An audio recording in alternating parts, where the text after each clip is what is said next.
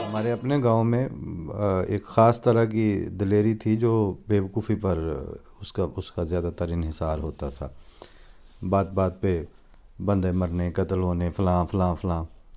لیکن میں نے بعد کے زمانوں میں دیکھا کہ ہمارے گاؤں سے اگر کوئی مہمان آیا ہوا ہوتا تھا اسلام آباد یا ربوہ یا مطلب اپنے ضلع سے، وہ تھوڑا سا ڈسپلیس ہوتے تھے، تو ایک رات میں ہی ان کے چہرے پہ عجیب طرح کی اداسی اور وہ مس کرنا، اور وہ اپنے آپ کو سنکرونائز نہیں کر پاتے تھے.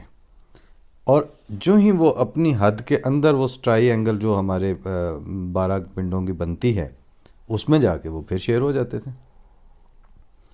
اور اگر کہیں دور کے کسی ضلع یا علاقے میں کوئی واردات کر بھی آئے ان میں سے کوئی بندہ، تو پھر وہ واردات جو تھی وہ انسان سے زیادہ انسانی کیلکولیشن کا جو گنا چنا اور کیلکولیٹڈ رسپانس اور سٹانس ہوتا ہے، اس کی بجائے وہ ایک انسٹنکٹیو اینیمل رسپانس کا انداز ہوتا تھا اس کا. جو معاملات کو دیکھ کے اس پہ انسان سٹینڈ لیتا ہے، اس پہ انسان اپنا ایک اصولی موقف اپناتا ہے، اور پھر اس موقف کی خاطر وہ کہتا ہے نہیں بات یہی ہے، اس کے علاوہ کچھ نہیں ہے.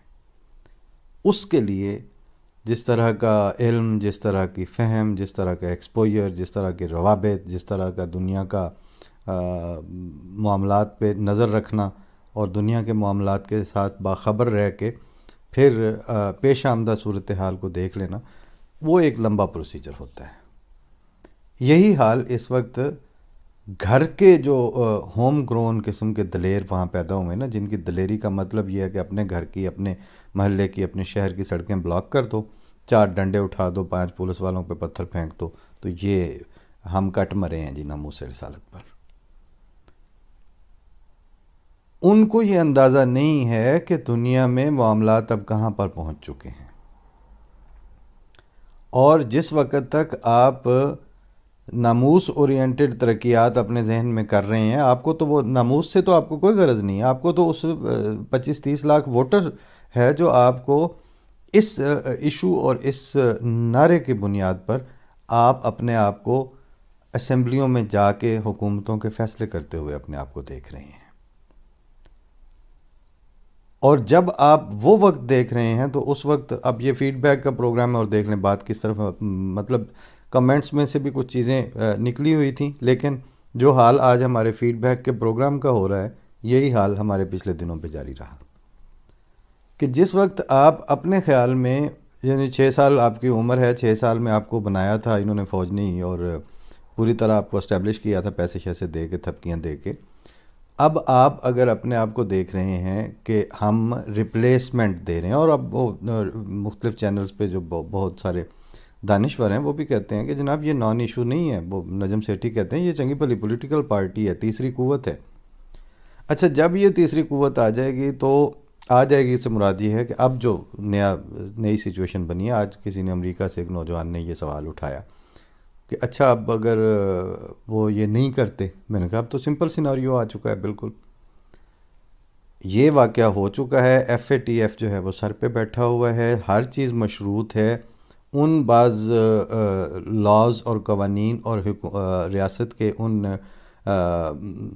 غلط فیصلوں کی بنیاد پر جن قوانین کے ذریعے اس نے اپنے شہریوں کے سیوک رائٹس اور ان کی آزادی اظہار اور آزادی عقیدہ اور آزادی مذہب، ان ساری چیزوں کو جو سلب کیا ہے بعض قوانین کے نام پر. کیونکہ ریاست تو یہ وہی تھی، پاکستان جو 70 سال پہلے، یا مطلب 1947 میں جو پاکستان بنا تھا 74 سال پہلے، یہ آج بھی وہی پاکستان ہے، ریاست بھی وہی ہے. کیا وجہ ہے کہ یہاں پر آئین اور قانون کی روح سے انسان کو وہ گھٹن نہیں تھی جو آپ کو ان قوانین نے، جو آپ کو افغانستان کی وار میں جس وقت آپ سٹیک ہولڈرز بنے تھے اس وقت کی فورسز کے حوالے سے، اور اس وقت کے سعودیہ کے فنڈڈ جو آپ نے مدارس پالے تھے اور وفاق المدارسیں بنی تھیں، اور علماء جو ہیں وہ ان کو اسلامی نظریاتی کونسل بنا کے اس میں بٹھایا گیا، اور ان کو کہا گیا تو آپ کو جھنڈے والی گاڑیاں اور وہ سبز نمبر پلیٹ والی کالے شیشوں والی کرولا مل جائیں گی، اور آپ کے پاس ریٹ ہوگی اور آپ کی ایک اہمیت ہوگی. اس کو تو پوچھتا کوئی نہیں تھا. اس مولوی کو آپ نے کہا کہ آپ جن جہلا کے اوپر تمہارا اقتدار ہے وہ اقتدار بذریعہ دس ملوانہ سرکاری طور پر تم ہمارے سپرد کر دو گے، اور ہم آپ کو یہاں مرکز میں دفتر بھی بنا کے دیں گے، ہم آپ کو جھنڈے والی گاڑی بھی دیں گے، ہم طاہر اشرفی کو بھی اکاموڈیٹ کریں گے، ہم مفتی منیب کو بھی کریں گے. یہ آپ لوگوں نے پیٹرن بنایا تھا اپنی ڈیپ سٹیٹ کو کریکٹر اسٹیبلش کرنے کے لیے. اب وہ ڈیپ سٹیٹ جو ہے وہ تو کسی کی سکی ہوتی نہیں ہے نا. جا کے پوچھ لو کہ مجنوں دے ماپیاں تو جڑیاں کھٹیاں انہیں کھوائیاں نے، یا وہ ہیر رانجھے کے میں اس نے کہا تھا، رانجھا جو ہے نا وہ اسی طرح کے جواب دے رہا تھا اس بھینسوں کے چرواہے کو، جس طرح کے جواب اسٹیبلشمنٹ جو ہے وہ مختلف موقعوں پر دیتی ہے، اور وہ دانشور پھر ان کو آگے ایمپلیفائی کر کے سنواتے ہیں پریس کانفرنسز میں، حکومتی بھی اور اپوزیشن کے بھی. اس نے پوچھا کہ وہ سنا کتنے چلے ہیں، تو وہ کہتا ہے میں تو پار سمندراں دا پنچھی ہاں. تو وہ صاحب نظر تھا وہ بھینسوں کا چرواہا. مجھاں دے چھیڑو تو بڑے کھچر ہوندے نے. تو اس نے کہا گدڑ تخت ہزارے دی جھاڑیاں دا شینی جنگ سیالاں دی گڑن لگوں، سنت ابراہیم دی ویکھ کے وی چیخا وچ نمرود دی چڑھن لگوں. تو جا رانجھیا رب نو سونپیوں تو پیٹ ڈمرے دے وچ وڑن لگوں. ڈمرا وہ مچھلی ہوتی ہے جس میں حضرت یونس علیہ السلام پھنس گئے تھے. اگے پاڑ سیالاں دے پاڑے نہیں ہون کھیڑیاں اتنے گڑا ورن لگوں. آپ لوگوں نے پہلے وہ ایک طرف سا بیڑا گرک کیا افغانستان کے دور پر، پھر بعد میں جو ہے وہ یہ ڈیپ سٹیٹ ہوگی. اس ڈیپ سٹیٹ اور آپ کے ان تجارب نے بیڑا تو گرک کیا ہے تو پبلک رائٹس کا کیا ہے. اب وہ دو عشق اکٹھے پکائے ہیں آپ نے، یوں ڈیولپ کیے ہیں.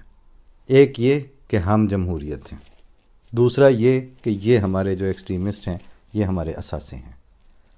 اب جمہوریت رکھنی ہے تو پھر یہ اثاثے نہیں چل سکتے، کیونکہ اثاثے اب کہتے ہیں کہ وہ جمہوریت ہم ہیں. اثاثے اب یہ کہتے ہیں کہ وہ آپ ہمیں دیں ریٹ. اور ایک دفعہ انہوں نے چھوٹا سا تجربہ کر کے دیکھا بھی تھا. جب راتوں رات آپریشن ہوا تھا وہ اسی لیے ہوا تھا نا، جب مولوی خادم رضوی کو پکڑ کے لے گیا آدھی رات کو، مطلب رینجرز نے جا چڑھائی کی. کس لیے کی تھی؟ اس دن انہوں نے آرمی چیف پہ زبان درازیاں کی تھیں. اس ماحول میں پھنسے ہوئے اس حالت میں یورپین یونین کی 681 ورسز 6 کی قرارداد آنا، دس از ناٹ اے جوک.